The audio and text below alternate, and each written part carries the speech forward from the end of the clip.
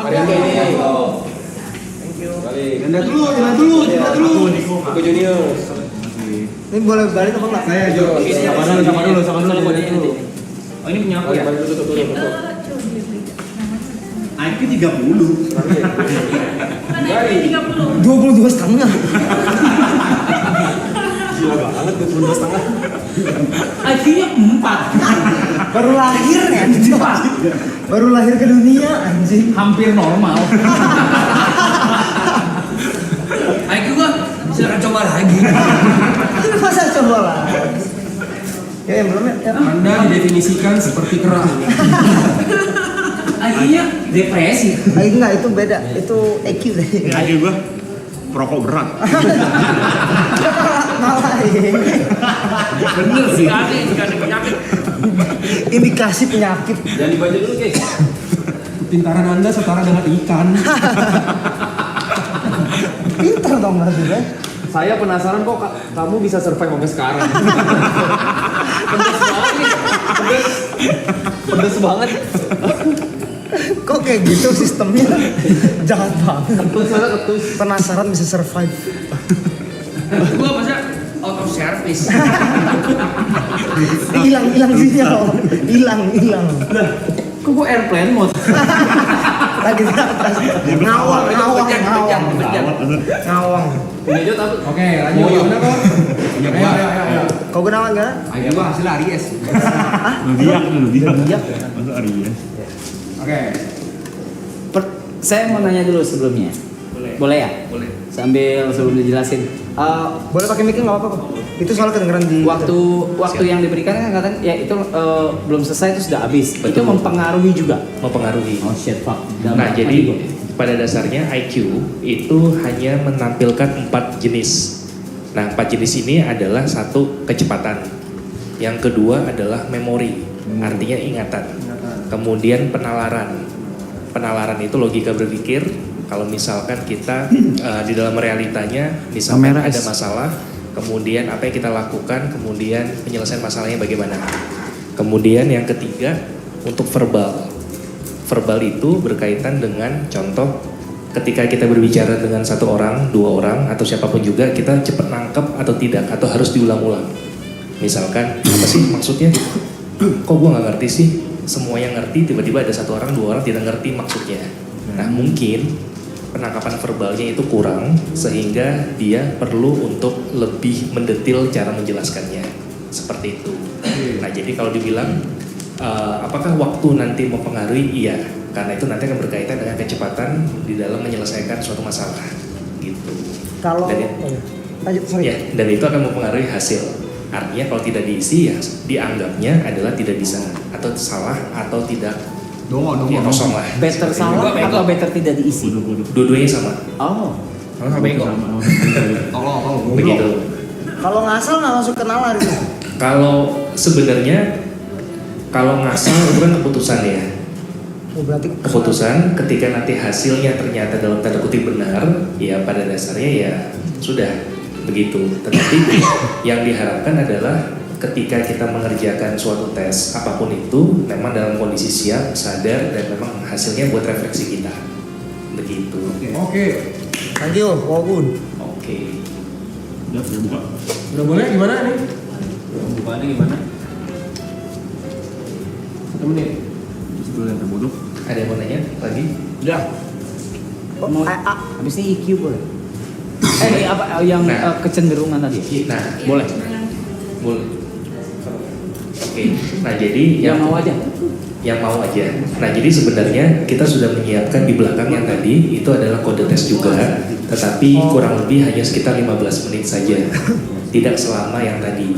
Nah di dalam hasilnya itu nanti akan ada 6 potensi kecenderungan. Ya potensi itu artinya bukan artinya kayak de facto untuk ya kamu pasti seperti ini, tapi potensi akan seperti itu.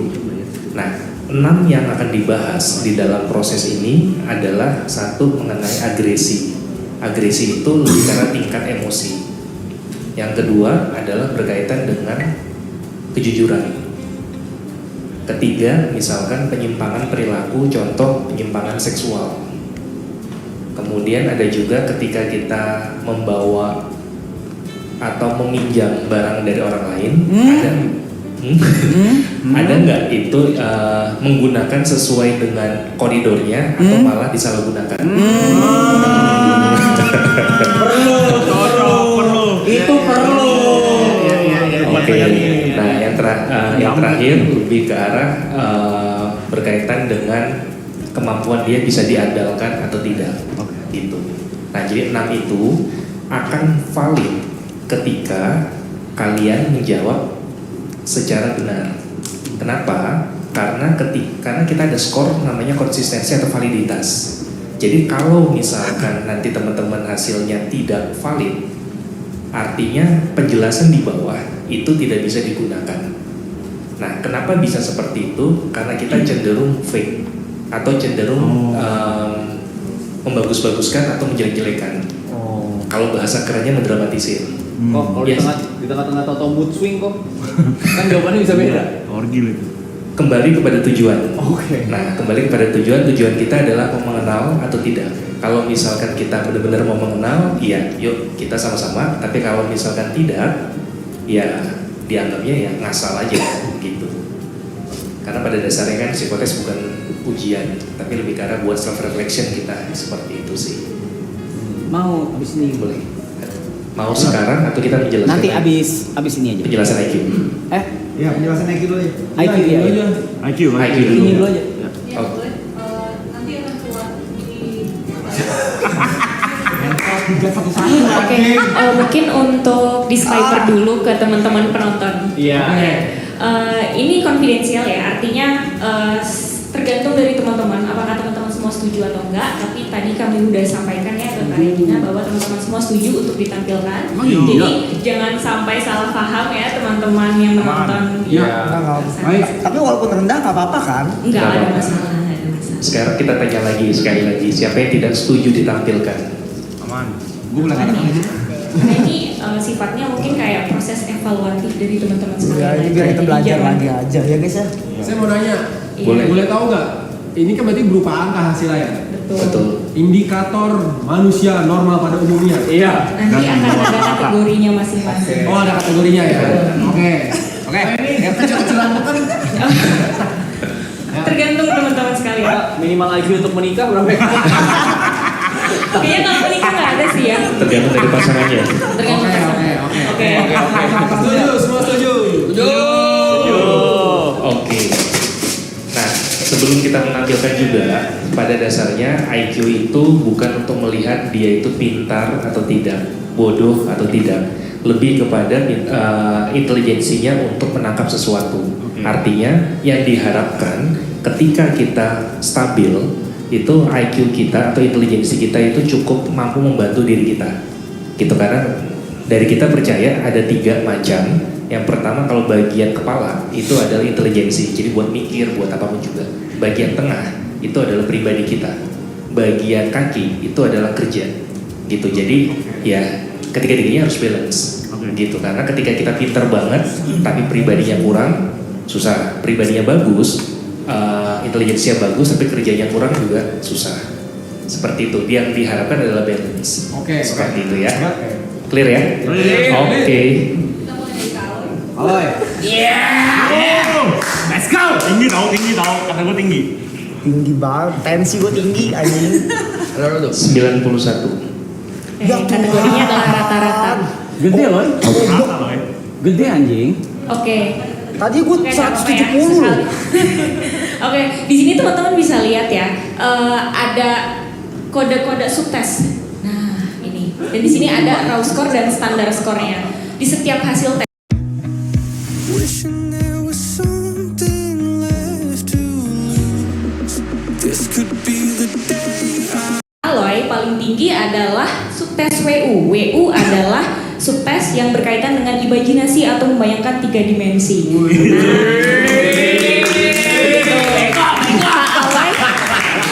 Itu paling tinggi gocok. Standar skornya adalah 116 yang dimana itu masuk kategori ada di atas rata-rata gitu.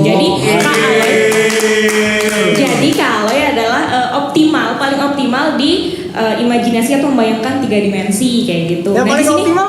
Iya. Yang paling optimal? Yang paling gak optimal ada di GE sama di RA nih ya, yang di bawah 90 nih. Kita lihat di bawah rata-rata ya kalau skor 90. Tadi ada GE sama RA. GE adalah memahami inti konsep verbal dan RA adalah pemecahan hitungan praktis. Lama. Kayak gitu. Nggak apa-apa, ini bentuk refleksi ya, bentuk evaluasi diri gitu ya. Nanti semakin bisa kita tingkatkan. Udah tua saya. Tua coy. Oke. Mungkin kayak gitu aja previewnya ya. Mungkin lanjut ke yang lain gitu ya. Hasil visual? Sekali lagi, yang dilihat itu kan hanya bagian ya, bagian-bagian. Tetapi kalau secara keseluruhan itu adalah 91 tadi. 91 skornya rata-rata. Jadi maksudnya rata-rata Saya adalah normal ya, saya normal ya. Bukan masalah normal atau enggak sih. Jadi skornya rata-rata, kemampuan intelijensinya itu rata-rata di seusianya kayak gitu. Jadi kan ini ada kaitannya juga dengan norma usia. Biasanya kalau seusia saya berapa? Itu rata-rata. yang tadi Tapi Indonesia 70-an kan. Saya paling oke lah ya di usia saya ya. Enggak. Enggak, maksudnya rata-rata seusianya gitu. Kalau dari berdasarkan negara gitu kayaknya nggak ada norma yang khusus sih sejauh ini. Enggak. Bisa kita lanjut kali ini. Selanjutnya Ko Brady.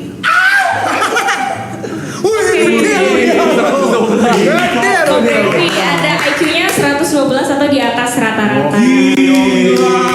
Oke, Ko Brady paling tinggi di subtes WA. WA itu terkait kecepatan memahami inti verbal. Skornya ada di 124 yang dimana itu masuk klasifikasi tinggi. Bertolak belakang kita itu. Oke, kalau untuk yang paling ini yang paling kurang optimal ada di subtes GE. GE adalah memahami inti konsep verbal juga ya. Jadi sama ya tadi ya Kak ya. Oke, untuk IQ-nya ada di kategori di atas rata-rata. Tinggi. Di antara orang tua sih lu tinggi lu. Iya, ini IQ 112 yang dimana kategorinya di atas rata-rata, artinya IQ Koko itu tinggi di atas rata-rata seusianya. Usia lu tua gini Ingat ya, ingat.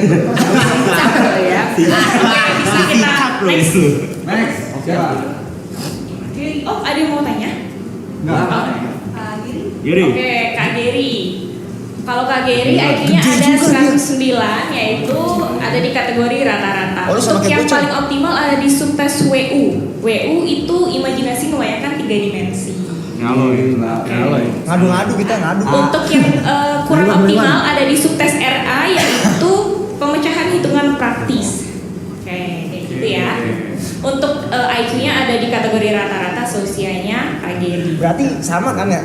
Rata-rata ya, cuman kan memang beda skornya aja. Cuma satu gue Sama masuk. Tapi masuk. 91 ke 109 Pak. Sama kan? Kategorinya sama. Masa penempatan. Iya, kategorinya sama. Maksudnya kalau di levelin saya sama kan sama dia. Gak ada kayak gini kan? Gak ada kan?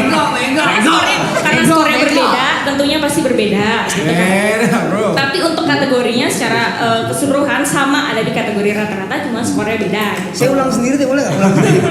Buat bagusin. Oke, bisa kita next berarti ya. Kak Ibon. Nah, untuk Kak Ibon, IQ-nya ada di 91 atau kategori rata-rata, dan yang paling optimal ada di subtes ME. ME itu berkaitan dengan atensi, konsentrasi, dan memori. Yang menghafal tadi berarti kakak paling oke. Dia kalau duit hafal ya cepet deh. 91.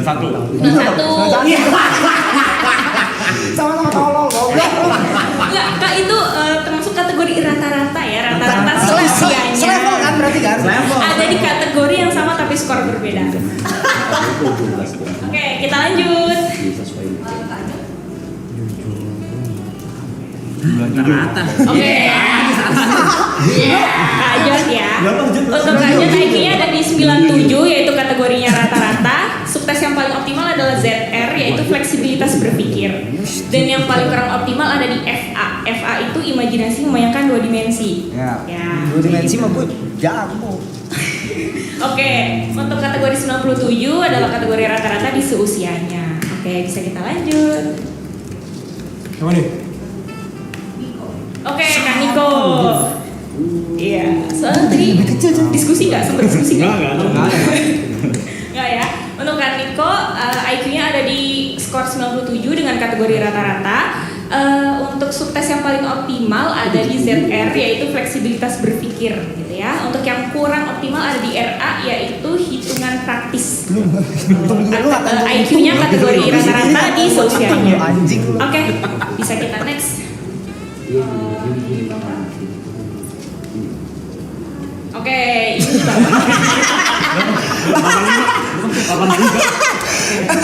ini ini untuk Bang Arab ya. IQ Bang Arab ada di skor 85, yang dimana kategorinya ada di bawah rata-rata. Tapi kita bisa lihat ya, di sini Bang Arab paling optimal ada di subtes WA, yaitu kecepatan memahami inti verbal. Gitu. Nah kalau Bang Arab itu yang kurang optimal itu ada di subtes FA atau imajinasi membayangkan dua dimensi kayak gitu. Untuk di kategori untuk di usianya Bang Arab, kategori IQ-nya beliau ada di bawah rata-rata.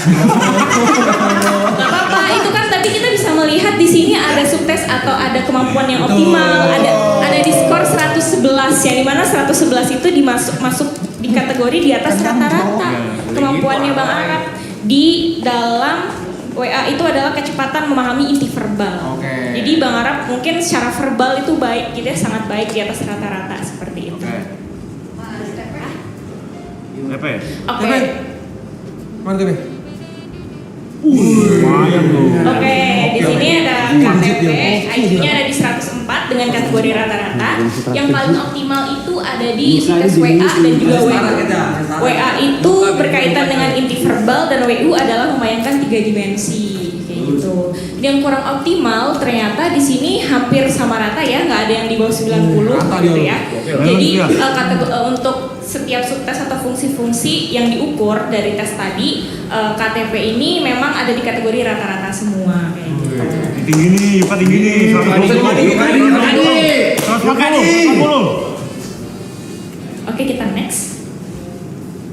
Oke, ini Kak Yuka. Oke, Kak Yuka, IQ-nya ada di skor 109 dengan kategori rata-rata. Yang paling optimal itu ada di subtes ZR, yaitu fleksibilitas berpikir. Dan di sini rata-rata dari semua fungsi atau semua kemampuan yang diukur tadi pada saat tes, Kak Yuka emang ada di kategori yang rata-rata, di atas rata-rata sampai rata-rata gitu ya. Oke. Udah. Udah. Icong.